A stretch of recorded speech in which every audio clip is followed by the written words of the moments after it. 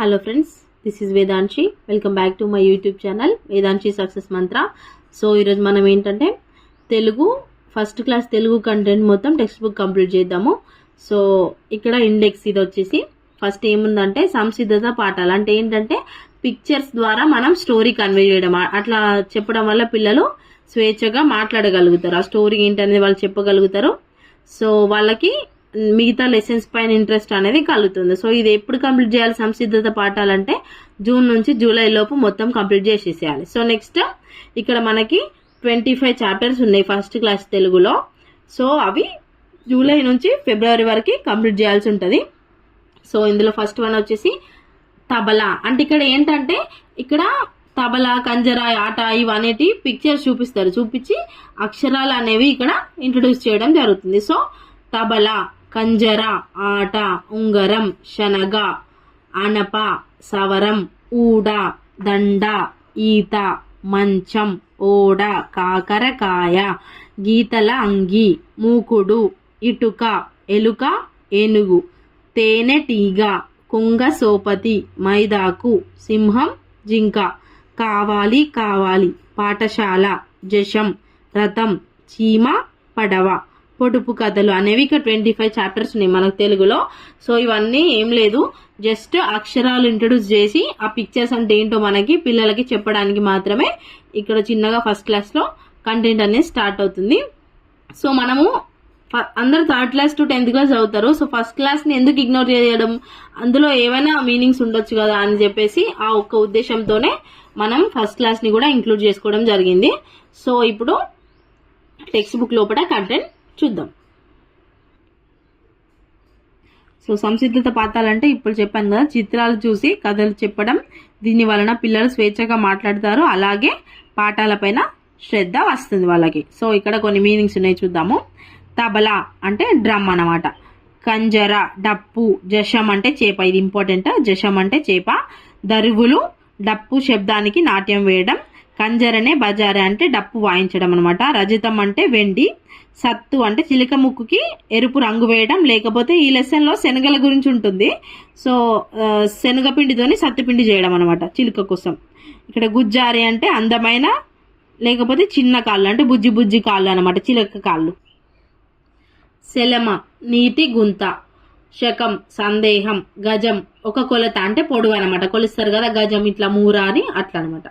తరం అంట ఒకే కాలం. కలశం నీటితో నింపబడిన పాత్ర. నలత ఒంట్లో బాగా లేకపోవడం అంటే అనీజీగా ఉండడం అనమాట. తగరం టిన్ అంటే ఇది ఒక ఎలిమెంట్ అనమాట, టిన్ ఒక లోహం. గగనం అంటే ఆకాశం. కరం చేతు. బలగం చుట్టాలు. ఆన ఒట్టు పెట్టుట అంటే ప్రామిస్ చేయడం అనమాట. అనంతం అంతులేని. కనకం బంగారం. నస అంటే అనవసరపు మాటలు అన్నట్టు, వాగుతూనే ఉంటారు కదా అనవసరంగా, అది. బస ఒక చోట ఉండడం, ఒక చోట స్టే చేయడం అనమాట. వస అంటే ఆపకుండా మాట్లాడడం. పస జరగటం. ఊడ చెట్టు పైనుండి వచ్చే వేర్లు.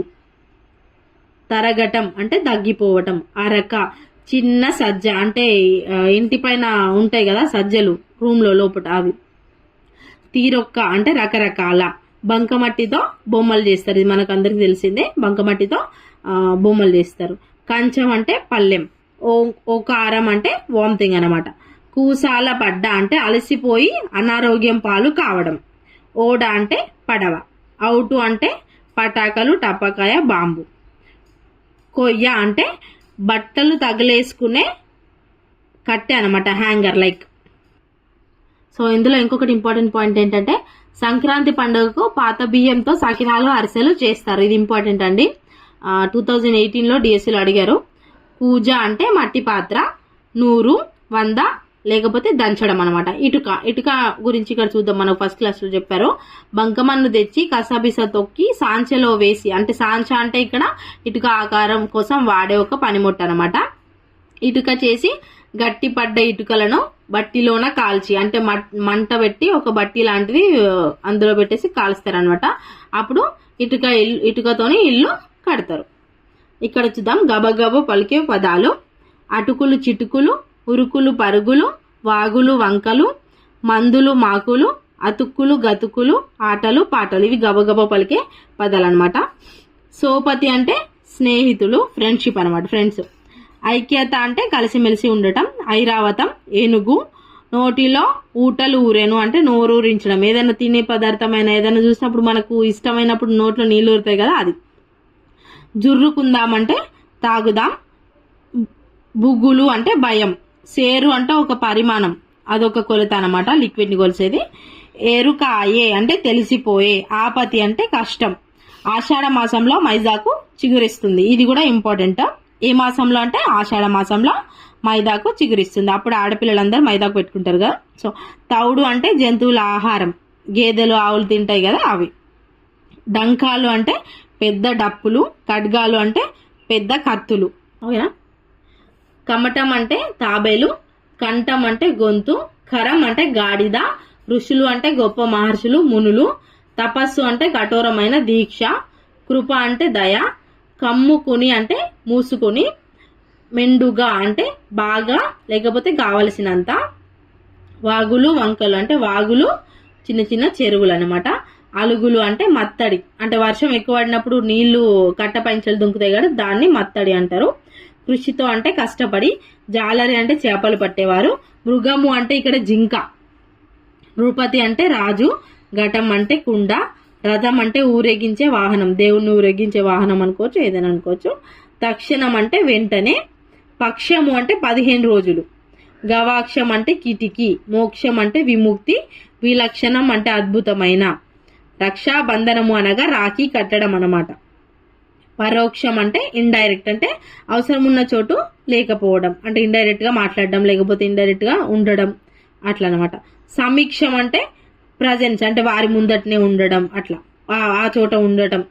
రక్షణం అంటే కాపాడటం, ప్రొటెక్షన్. లక్షణం అంటే ధోరణి, అంటే ఫీచర్ అన్నమాట, ఒక ఫీచర్. సో ఇక్కడ లాస్ట్ చాప్టర్ వచ్చేసి పొడుపు కథలు. ఇందులో నుంచి ఏదైనా రావచ్చు, ఇంపార్టెంట్. చూడండి. ఎండకు ఎండిన చీర, వానకు తడిసిన చీర, ఆకాశంలో ఆరేసిన రంగురంగుల చీర ఏమిటది అంటే ఇంద్రధనుసు అనమాట, రెయిన్బో. అందచందాల వాడు ఆకాశంలో ఉంటాడు, రోజుకో ఆకారం, చివరికేమో మాయం. ఎవరాయన అంటే చందమామ. పౌర్ణమికి నిండుగా ఉంటుంది, అమావాస్యకి ఏమి ఉండదు కాబట్టి అది చందమామ. ఆకాశంలో 60 అర్రలు, అర్రకు ఒక సిపాయి, సిపాయికి ఒక తుపాకి. ఏమిటది అంటే తేనె తుట్టె. సో తేనె తుట్టెకి చాలా రంధ్రాలు ఉంటాయి కదా, అవన్నమాట. పైన ఒక పలక, కింద ఒక పలక, పలకల నడుమ మెలికల గిలక ఏమిటదంటే నాలుక. పలకలు అంటే ఏంటి, ఇక్కడ లిప్స్ అన్నమాట. మెలికల గిలిక అంటే మనం మాట్లాడేటప్పుడు మెలిక పడుతుంటుంది కాబట్టి అది టంగ్, నాలుక. చేతితో చల్లుతారు, నోటితో ఏరుతారు. ఏమిటవంటే అక్షరాలు. మనం రాస్తాము చేయితో, మళ్ళీ చదవడం ఏమో నోటితో చదువుతాం, అట్లా. రాజావారి తోటలో రోజా పూలు, చూసేవారే కానీ కోసేవారు లేరు. ఏమిటదంటే నక్షత్రాలు. సో ఆకాశంలో మనం చాలా నక్షత్రాలు చూస్తాం కానీ పోయి తెచ్చుకోగలుగుతామా, లైక్ అట్లా అనమాట.